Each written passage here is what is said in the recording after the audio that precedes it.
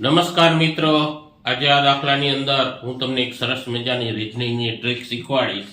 ચાલો, 5 10 થાય છે તો 16 કેટલા?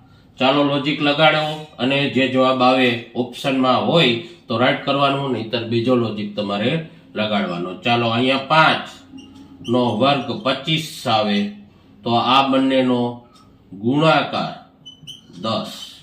હવે 16 નો વર્ગ 256.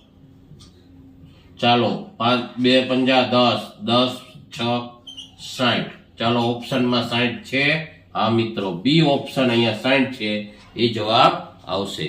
તો આવા દાખલા તમને ખૂબ સરળ લાગવા મળશે.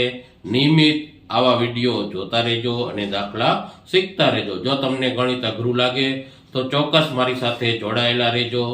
તમને વર્ગ 3 ની ભરતી સુધી મારા દાખલા કામમાં આવશે. અસ્તુ.